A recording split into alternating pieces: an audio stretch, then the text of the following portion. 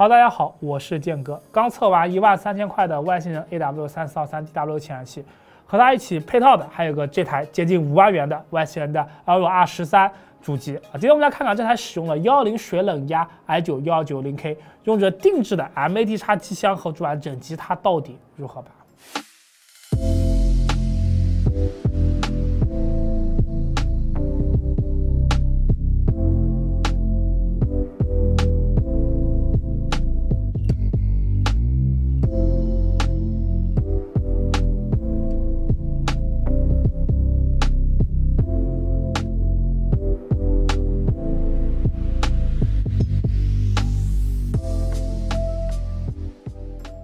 外星人奥卓纳 R13 台式机沿袭了20到22的家族式设计语言，外壳采用白色磨砂塑料加黑色镜面材料，质感很不错。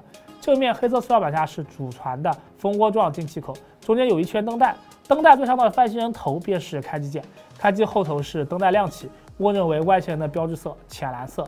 面板右侧是前置的 I/O 接口，从上到下分别是 3.5毫米耳麦回接口，2个 USB 5G Type A， 一个带关机充电的 USB 5G Type A， 一个带15瓦关机充电的 USB 10GB Type C， 数量卡给的挺足的。机箱的左侧面是透明的侧板，周边做了黑化，不过并不是全侧透。开机后透过侧面板就可以看到大家喜闻乐见的110水冷和 RGB 风扇，顶部有一条 A0 的灯带。经过了这么多代，外星的整机才终于开始去做侧透。以前不做侧透原因是电源在主板的上方，像乔斯伯 C2那样。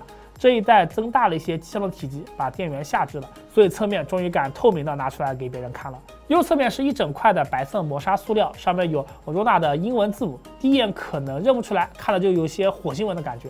顶部有个蜂窝式的出风口，出风口做了凹陷，算是机箱的提手把。背面是一个磁吸式的遮线盖，也有蜂巢网格用于出风。盖上遮线盖之后，整台机子就非常的圆润，颇有外星科技的感觉。背部的接口数量一般，从上到下依次为光纤、头轴音频接口、3.5毫米音频接口、2个 USB 5GB Type A、2个 USB Type C， 分别为10GB 和20GB， 4个 USB 2.0接口，其中2个支持键鼠的智能开机，还有一个 2.5G 的有线网口。有一说一啊，戴尔在造型上的设计还算是用了心思的，外壳的做工也基本上对得起这个价格。接下来我们来看一看具体的配置吧。我们说到这台机子的配置是 i9-1190KF 64G DDR5 内存 ，RTX 3080 显卡，2根2TB 的固态，750瓦电源。不过不知道是不是这个是戴尔拼凑出来的机子啊？它电商页面并没有这个型号。和它最为接近的配置是 190KF 加 64G 加3080 钛加 1TB 固态加 2TB 机械。2TB 还是用的希捷酷鱼的叠瓦盘 DM008，叠瓦盘还是给你强调气囊满转。售价是40999，大部分人看到这个价格就是3个字：智商税。之前我们做测试的那个联想拯救者任9键配 i7-1270K 加 32G 加3080加 1TB 卖16000，一顿都喊太贵了。说现在显卡跌价了，品牌机价格没有优势了。那外形这个4万多的3080钛主机我不知道是多少是加在保修和信仰上面的。但是抛开价格，我还是很好奇，联想和戴尔这两家 PC 厂家，它做游戏主机的思路是如何的？联想拯救者很明显是 DIY 爱好者的思路给你去解锁功耗，甚至去超频，尽量用 DIY 的配件。那外星人呢？首先是 CPU i9-1190KF， 大核全核心加速频率 4.9G， 小核心加速频率 3.9G。网上的性能评测已经非常多了，这里就不再赘述了。但是戴尔在这台机子里的开机默认的 P21 CPU 的长时间功耗是125瓦想都不要想，性能肯定是缩水的。1320的多核心10080分，单核心757分，10分钟测试由于功耗强的限制，就仅有8715分。上次联想任9000K 的机子上的 i7-1270K 也是8700多分。戴尔这波是把 i9 降频成了 i7 用不愧是戴尔。223多核心26315分，单核心1947分，10分钟测试后是21968分，比隔壁联想火力全开的170K 还是低了900分。看来125瓦的功耗根本就是喂不满这颗 190KF， 毕竟正常的 190KF 都是240瓦起步的。显卡是一张公版规格的3080钛，除了这一个白色的标记灯，整卡没有任何多余的装饰。超级插干器功耗限制为标准的350瓦，烤地式这张显卡的功耗非常稳定，不论是单烤还是双烤都运行在350瓦，没有过热降频。3080测试后发现得分比正常的非公版3080钛要低了3%，还行，没有明显的差距。毕竟品牌机显卡都是遵循公版设计，没有额外超频的。内存是2根32G 的 DDR5，标称频率4800兆赫兹，但是由于英特尔的 POR 的限制，开机实际频率为4400兆赫兹，而且机子的 BIOS 和软件内的超频功能，无论怎么调整都没有办法让它运行在4800兆赫兹。，i64的内存读写带宽如图，延迟挺高的。除了容量大以外，其他可以说是一无是处，比联想的机子差多了。硬盘是2根铠甲的 XG7 2TB 老朋友了，联想的机子也是用的这个型号。实测读写如图，比联想的 1TB 版本的数据好看一些毕竟容量大了，晃外还是1800兆每秒，和 1TB 的没有区别。但是从侧透面板看去，这2块盘都是没有散热片的。高负载的压力测试下，果不其然，它们都很热，主控85度，颗粒75度。它软件内的传感器温度只认了颗粒的传感温度非常的鸡贼。都是 PCIe 4.0 的盘了，都4万多块钱的外形了，这样连个散热片都要省不知道在想什么。10周型号配置里还有2TB 的机械硬盘，网上找到的看，目前的视频里基本都是细节酷的2TB 的叠瓦盘，挺坑的。我们一般装机加机械的话，都是用了4TB 的 CMR 的系数子盘起步，其实也并没有比2TB 的叠瓦盘贵多少。看完配置，我们再来着重看一下这个10水冷压的 i9-1190KF。大家肯定好奇，这个水冷究竟什么水平？在戴尔的 AWCC 软件里面有2个预设超频模式 ，OC01 和 OC02。OC01 是把默认的 P21 长时间功耗从125瓦改成了210瓦，频率不变。OC02 是把频率再提升了 0.1G 赫兹，单核 5.3G， 全核 5G。但是 P21 的长时间功耗还是210瓦。测试 OC 模式时，我们把散热模式也调整为性能模式。可以看到，在放宽了功耗限制以后，220的单核心、多核心10分钟的循环跑分都有一定的提升，勉强发挥出了这颗i9的实力。烤机时则有些不同，温状态下单颗 FPU 一开始是240瓦，温度冲上了96度，过了正大人的时间的话就是125瓦，温度69度。大核3.8到4.2G， 小核3到3.3G。这个时候有些收钱的低素质媒体就会在这大吹特吹，外星人山寨黑科技，i9-190KF 就10水冷也只有不到70度，牛逼之类的话，不知道它是真的水平太差了，不知道功耗强的存在，还是纯粹的坏。OC01 模式不管是单烤 IPU 还是双烤，功耗都是210瓦，频率4.6到4.7G。温度方面，单烤是89度，双烤是95度，有轻微的过热降频。OC02 就更糟糕了，单烤 IPU 和双烤都是只有200瓦左右，频率4.6到4.7G， 温度是单烤86度，双烤94度，温度还低了1-2度。说实话，一个10水冷去压200瓦的有90多度，马马虎虎能接受，比我想的要好一些，但是还是让人很不爽毕竟大部分人谁会去自己去调这些东西呢？很多人不过都是4万块钱买了一个 i9， 实际上当 i7 用。另外，我们在烤机时遇到一个奇特现象 ，OC01 模式下双烤时拆开侧板准备测量散热片温度时，发现拆开侧板以后，显卡的核心和显存温度还上升了2度 ，CPU 温度下降2度左右。看来拆开侧板对于 CPU 的散热有帮助，但是不利于形成风道，对显卡散热不利。这里顺便提一下显卡，由于各种 OC 模式都没有对显卡进行超频，所以温度还是差不了太多的。温状况下的显卡单烤核心78度，显存96度，双烤时的核心和显存温度都高了1-2度，非常的热。散热模式改为性能以后呢，显卡核心温度和显存温度都低了1度，来到了77和95度，说明机箱的散热风扇确实是转得更快了，但是也就是1-2度的区别，反正都挺热的。理论测试跑完之后来看一下游戏 ，CPU 虽然有125瓦的功耗强限制，但是实际游戏中并不能经常触发烤机时的功耗强，所以实际上游戏中大部分的时候 CPU 都处在一个很高的频率。由于是阿迪莎3万态显卡，测试的分辨率还是选用的 2K， 驱动版本是51.79，机器的 Resetable Bar 是默认没有打开的，得去 BIOS 里面手动开启。测试时候是全程开启 Resetable Bar 的。首先是竞技游戏 CSGO，2K 低画质测得719帧 ，OC01 模式下帧数还低了10几帧。OC02 的话高了几帧，彩虹6号围攻 2K 高画质，帧数基本没有差别，都是340帧左右。云游戏时候的 CPU 功耗在100到130瓦，温度75到80度，大核频率都是5G 左右，显卡核心频率1750到1800兆赫兹，温度75度，显存温度比较高，有80多度。仔细观察数据后发现，开启了性能散热模式之后 ，CPU 的温度会低几度，频率也更加稳定了。魔力暗影、极限进入地平线5、看门狗军团这几个3A 大作，默认模式和 OC 模式几乎没有帧数的差别。游戏时的 CPU 功耗，地平线5里只有100瓦左右，古墓丽影和看门狗里是120到130瓦左右，并不会触发功耗强，频率也是都在4.9到5G 左右浮动，温度70多度。显卡频率1800到1900兆赫兹，温度70度左右，但是显存温度都在80多度，古墓丽影甚至上到了90多度，真的很烫。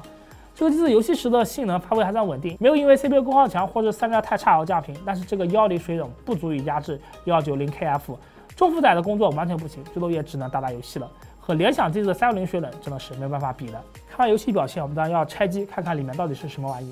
虽然散热表现很差，但是戴尔的说明书确实写得非常详细，有100多页，说明书比不少低水平博主的视频都要强多了，这里还是要好评的。拿下这个磁吸式的遮线杆，拧松后板上的这个提手的螺丝之后，就轻拉提手，侧板便会自动弹出，向上提起便可移除侧板，走线和芯片全部露在外面，观感并不好。抽出显卡支架，再拔出显卡固定架，掰开 PCIe 挡板锁扣便可取下显卡。这块显卡是戴尔的定制版，2.5槽的厚度，双8片供电，接口是一个 HDMI 3个 DP， 背板上有厚厚的导热垫和一根很薄的铜管。难道是和背面有显额的39轮式用的同样的模具吗？拆开侧板，3号机采用的是双风扇加4根8毫米热管加真空腔均热板的设计。均热板连显存散热都全部照顾到了，用硅脂和中框接触，显存再和中框用导热垫连接。散热其实看着还行，不过即使是这样，烤机和油漆池的温度也并不好看，因为多层的硅脂导热垫还是降低了导热效率。显卡核心采用了17项供电，比3080多了一项。PCIe 的进修值部分有硬显卡的实际型号，叫 MS-V389， 猜测可能是由无芯代工。显卡下方有一个2.5寸的硬盘位，只预留了3大供电线，它连3大数据线都没有给。3.5寸硬盘位在机箱的顶部，灯带后面预留了供电线和数据线，但是这个戴尔祖传的硬盘支架感觉强度不够好。硬盘位旁边是2个前置的风扇，均支持快拆，非常方便。顶部的风扇也是支持快拆的，但是型号和前部风扇不同。拧下冷盘上的一颗螺丝，取下冷盘。冷盘风扇和顶置风扇是来自富士康，12伏 1.2安，感觉有些暴力扇的意思。前置风扇用的是 AVC 的一款滚珠轴承风扇，12伏1安，也是暴力扇。烤机时候的人为的噪音测得为62分贝，声音确实很吵。松开主板上的冷头螺丝，取下整个水冷啊，这是个 STAG 的水冷。STAG 就是华硕龙神飞龙水冷 N 节水冷的方案提供商。根据这个机子的上市时间来推断，水冷应该是采用了和华硕龙神飞龙2代一样的 STAG 最新的第7代水封。一个110水冷区压210瓦的 190KF， 只能说 STAG 尽力了。拆下水冷和显卡之后，主板上的零件就显得非常的寒酸了。内存是海力士的 DDR5 普条，双面颗粒，没有马甲。2块铠甲的插记器，一块在 CPU 的下方走 CPU 通道，另一块在内存的右边走 PCH 通道，都没有散热片。无线网卡是杀手的 AX1675X， 就是英特尔的 AX210的换皮，还不错。有些网卡也是杀手的，型号为 E3100G， 就是英特尔的 i225V 换皮，也还行。声卡是瑞昱的 ALC3861。拆开2块非常寒酸的 MOS 散热片之后，这供电它居然还是上下桥。供电 PLM 是联想同款的 NCP81520，在这台机子上配置出了直出的8项供电，每一项上桥是4C027，下调是2个4C022。双烤时使用热成像仪测温 ，MOS 管散热片在75度左右 ，PCB 版最高能到87度，估计 MOS 温度都要上100度了。这可是4万多块钱的机子啊，连 DRMOS 都不给，这是不是太抠了？如果只是品牌机求稳，给个5项的70安的 DRMOS 也不过分吧？电源是一个康舒的750瓦定制电源，80 Plus 白金牌认证，仅有3路的正12伏输出，说明这个电源标准应该是按照英特尔的 ATX 12伏 Only 的标准去设计的。电源是非模组的，输出线材旁边是2个6厘米风扇，背面连个电源开关键都没有。接口只提供了一个 CPU 的4+4 pin，2个显卡的8+6 pin，一个主板的10 pin。其中 CPU 供电线还在背面做了延长线去接到主板上方的。3大供电是从主板上接触的，说明主板集成了 DC to DC 的模块。前置的接口是主板的 PCB 直接做长了延过去的，它没有使用排接或者接线。不过这个前置位空化了一个位置，看着像是 SD 的读卡器。哎呀，戴尔你真是太勤俭持家了，连这都要省。主板本身的扩展性也是非常的寒酸，2个 MBL， 一个 PCIe 5.0x16， 2个 PCIe 30x4，3大接口只有3个，还空焊了一个。哎呦，真的是，这是一个卖4万多的机子啊！你还好意思现在说联想的机子盖吗？人家至少是给了3个 MBL 啊。主要的 BIOS 也很简陋，内存超频基本没有几个选项，甚至选项里还是内存倍频，最高只能选15。算下就是15×2×133，等于4000兆赫兹，比起默认的4.4啊，算是反向超频。但是倒可以去选择内存电压，好家伙，联想没有的选项你倒是有的，联想有的你全都没有。AWCD 软件中除了超频和散热模式的更换，还能对电脑以及周边的外设，包括显示器、键盘、鼠标进行灯效的调节，毕竟是灯厂，效果还是不错的。只是显卡的白色标志灯不可控制，只能开机亮起或者熄灭。开发拆解，我们说一下售后，毕竟这个是外星人最可以说的，最大的亮点了吧。我们之前自费做过一期售后的测试视频，26000的外星人的 M15R4的测一测它的意外包，大概就是你看这个电脑你不喜欢了，哎，泼个水，然后外星人上门就给你现场再拼一个新电脑。后来不少厂家想模仿我这种测试视频，但是无奈找的人演戏造假痕迹明显，而且机子也不敢使劲弄坏，水平还差，真的是又菜又烂还假。前阵子惠普还找了一堆张口就先要返点关公司来找我叫我做他们机子的什么售后测试我看了就想笑。售后测试呢，他就图一个真实，万一你测出来的售后一塌糊涂，你怎么弄啊？说回这个 R13的机子，这个机子是没有这个意外保服务的，提供是3年的 Premier Support 服务，上门和7乘24小时的在线咨询，还有这个国际差旅支持。哎，这个对笔记本有些用啊，但是不会有人真把这么大的台式机你去搬出国用吧？建议还是直接你去加699块钱去买个3年的包含意外保的 Premier Support Plus 服务。哎，699块钱买一个，看着工程师当你面把机子重新拼装出来，也是一种乐趣。没有意外保的外星人，他就不是完整的外星人。最后我们总结一下这台外星人的R13主机吧。之前我们做的外星人的 AW3423DW 显示器，相当多人是看了评测才会买的，甚至有人是拿着显示器看我们的评测的。但是我相信能点开这个视频看的人，99%的人都不会去购买这个主机。买这个主机的人，大部分都是直接掏钱就买了。这个机子是4万还是5万还是6万，没啥感觉，也根本不会去看什么评测，甚至游戏帧数是多少都不会去看，反正拿回去也是随便打打游戏用的。我去自费做这个评测，只是想让大家看一看，联想和戴尔这2个不同的厂家都是怎么去做游戏主机的，开阔一下大家的思路。抛开价格和售后而言，这个主机仅有的能拿出来说到的，就是非常奇特的机箱设计，以及采用了 DIY 主机上几乎看不到的 AD-12 伏 Only 的设计。那别的基本都是盖的，令人发指。其实也省不了几个钱，但就感觉是把消费者都当完全不懂电脑的样子。当然，外星人非常出色的售后，这个确实对土豪用户非常友好。哎，我就拿个电脑打游戏的，我干嘛要知道这么多电脑知识？哎，东西感觉有问题了，我打个电话让戴尔上门给我换一下不就行了吗？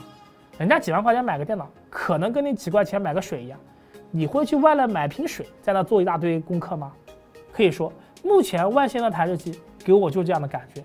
这样一比，好多 DIY 爱好者觉得太杀马特、太 low 的 ROG 太阳能全家桶，是不是好像也不是那么差劲了？哎，费劲搞什么研发？你把品牌形象搞上去一点，外观弄得花里胡哨点，哎，这样不就有土豪用户去买单了吗？我不知道这是品牌的荣幸还是品牌的悲哀。那今天的节目就到这里，不知道看了我们视频你是否会去啊？我觉得看了视频的人应该不会去买这台机子吧？如果你真的买了，请一定留言告诉我。如果观众别忘了点个小铃铛和点个赞，因为我们是全职的 YouTuber， 你们点赞对我非常重要。如果想了解更多电脑资讯的话，可以关注我们的微信公众号潮玩客4.6K。如果想购买电脑的话，可以来到淘宝店铺潮玩国度数码或者淘宝搜商品潮玩客。